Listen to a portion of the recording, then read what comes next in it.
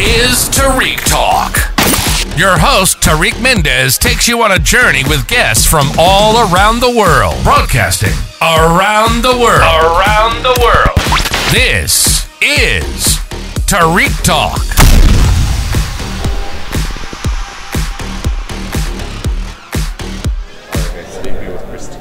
Help me out on this one, Christina Welzer. Welzer, yes. Welzer, very nice. How are you today? Doing good. Energy is high. Yeah. Do you mind sharing your Instagram name with us, please? Yes. So it's at @CWelzer. Perfect. Can you spell that for all of us non-English-speaking people? Yes. So C as in cat, W-E-L, Z as in zebra, E-R. Perfect. Thank you. And you're in booth 41, I see? 41. Yes, my first time as an artist, but the curator, Nadia Tahoon, has done it twice before. Perfect. And can you tell me a little bit about the work that you're exhibiting? Yes, so I've been recently working on a series of collages of women kind of entangled with these demonic figures. And then the idea behind the show is that either the women or the demons are kind of shadows, so the monsters are meant to represent external depictions of the internal struggles that everyone is trying to suppress, mostly women, I would say. So spring break was a really great opportunity to really nail the installation, because I know it's not like it's not paintings on a wall, it's like hanging papers, and we're really inspired by shadow puppets. So being able to like show these the way they were meant to be seen in one space was super exciting. And how's your creative process? Creative process. I love drawing, so every single image starts off as a drawing, and then I love making work. So almost every night I'll just go to the studio and work like piece by piece. I'm very detail oriented, so I really like to just kind of meditate and lose myself putting on individual feathers on like a wing. That's so cool. And how do ideas come to you? Is it like in the daytime, nighttime?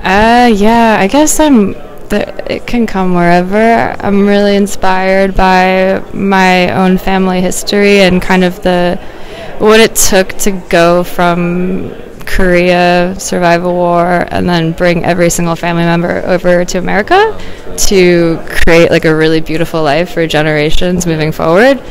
My mother was first generation. I feel like I just have been given every opportunity in the world. So it's important that I guess like harness the legacy that I've inherited and put it into something interesting more than like images, basically. That's how I try to use it, and that's like the thesis of my whole work. And do you think your background has like impacted your work? Yeah, definitely. I've always been really inspired by Asian imagery, like Japanese ukiyo-e prints or Japanese folk tales, Korean folk tales. I always really thought it was interesting how maybe during the Renaissance the Italians were super focused on getting perfect perspectives and perfect proportions, and then in Asia and Korea and Japan and China it was so much more about pattern and space and texture, and I find that so much more interesting, and that's kind of what I pull from, or one of the inspirations. How do you come up with all these ideas? Like, do you write them down? Do you draw them? Do you keep it like in your notes app or your like a sketchbook? Yeah, I mean, for my phone, for me, is like pure work or garbage or Instagram. So I like anything that has to do with art. I like write it down or use a sketchbook. So those, I think, are how I keep track of things. Perfect. And then for those that are checking out your Instagram account, if you're listening right now, do you have anything coming up after this? This is a big deal for me. I'm really excited to be here. So I'm just more excited to keep making work. Like, I feel like I have another like really big idea, and I just want time, and I'm just gonna go back to working at night and making more images. And then when you're in the studio, are you like do you prefer like more at the nighttime? Like you? Yeah, I love working at night because like less people are texting you. You're not looking at your phone. It's like quiet. Like I love working in the winter at night when it's just like dead silent outside and it's just cold and no one's in the studio building.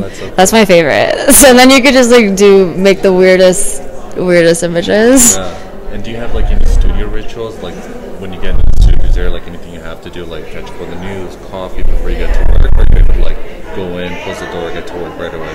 Yeah, I love making tea. I like put a pot of jasmine tea on. That's my favorite because it's like the perfect amount of caffeine for me, where I could sleep afterwards, but it perks me up when I get in at like 7. Yeah, so I love tea, and then I'll cycle through podcasts and music. And is your brain always thinking of ideas and looking for inspiration, or are you able to like, let's say, like pause at certain times and like really be in your environment?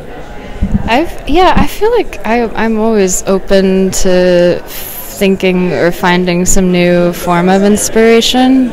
I mean, life is inspiring, so there's always like a piece of information that pops up that can be used somewhere. Yeah, love that. And thank you so much for being on the podcast. Can you just share your Instagram for those listening right now, please?